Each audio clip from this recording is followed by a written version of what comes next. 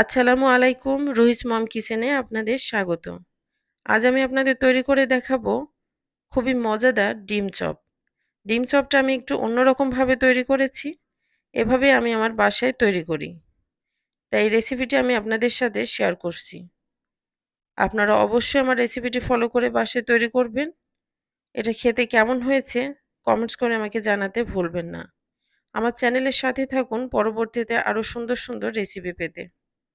তো চলুন দেখে নেই কিভাবে আমি তৈরি করি খুবই মজাদার মচমচে ডিম চপ। আমি এখানে কিছু আলু সিদ্ধ করে নিয়েছি। আলুগুলোকে খুব ভালোভাবে সিদ্ধ করে নিবেন, তা না হলে আলুগুলোর মধ্যে দানা দানা থেকে যাবে। আর আলুটাকে অবশ্যই গরম গরম থাকতেই ভেঙে নেবেন।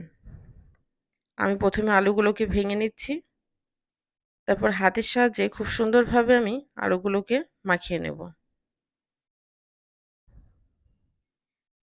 এতে হাফ চা চামচ হলুদের গুঁড়ো, পরিমাণ মতো লবণ এবং কয়েকটা কাঁচামরিচ কুচি আমি দিয়ে দিচ্ছি। এগুলো দিয়ে আলুটাকে আমি ভালোভাবে মেখে নেব।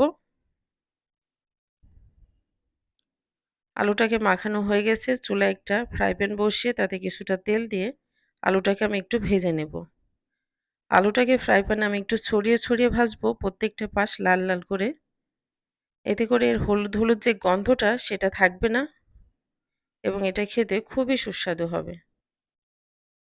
আলুটা ভাজা হয়ে গেছে, আমি দুটো ডিম সিদ্ধ করে এভাবে কেটে নিয়েছি। আপনারা আপনাদের পছন্দ মতো কেটে নেবেন।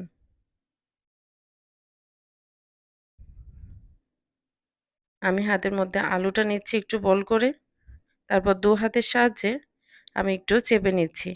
আলুটাকে চেষ্টা করবেন যতটা পাতলা করা যায়, কারণ খুব বেশি আলুর কোটটা মোটা করলে ডিম চপটা খেতে ভালো লাগে না। মাঝখানে ডিম দিয়ে আমি দুপাশ থেকে এটাকে ভালো করে ঢেকে দিচ্ছি।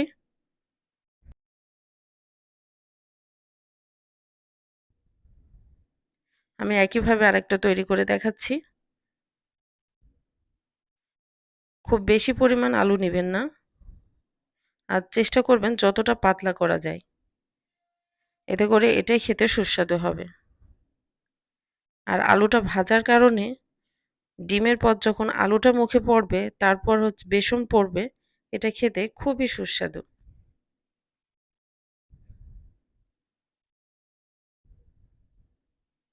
আমি একইভাবে সবগুলো তৈরি করে নিয়েছি।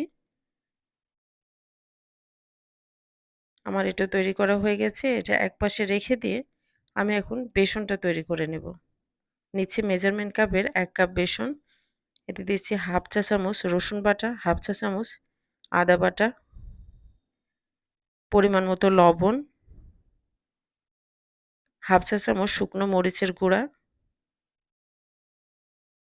এবং এতে মূল যে বিষয়টা সেটা হচ্ছে খাবার সোডা।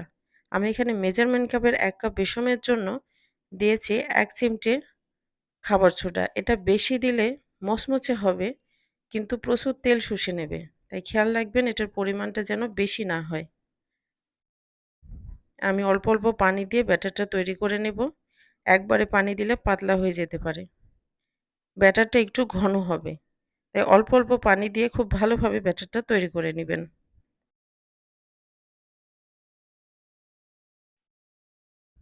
ব্যাটারের ঘনত্বটা ঠিক এরকম হবে।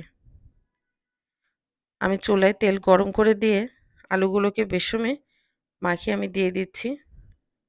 সবগুলো ডিম চপগুলোকে আমি বেসনে মাখিয়ে আমি চুলায় দিয়ে দিচ্ছি।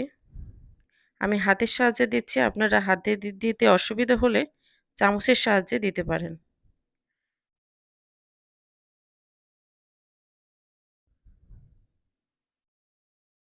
আমি একটু নেড়ে ছেড়ে নিচ্ছি। এটা মাঝারি আছে আমি এটা রান্না করব।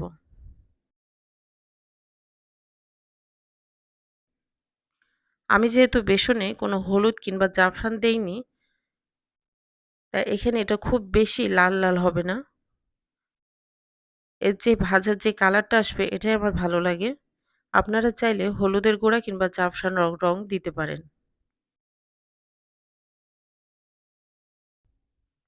আমি এগুলোকে খুব ভালোভাবে ভেজে নেব। একটু উল্টে পাল্টিয়ে দেব।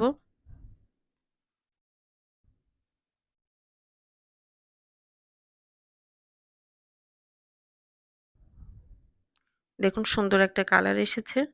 হলুদটা দিলে এই কালারটা থাকে না। আর এই কালারটা আমার বেশি ভালো লাগে। আমি আরেকটু লাল, লাল করব।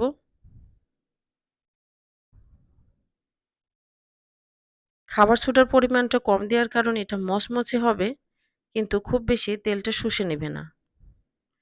দেখুন সুন্দর একটা কালার হয়ে এসেছে। আমার ভাজা শেষ। এখন আমি এগুলো একটা, একটা করে তুলে নেব।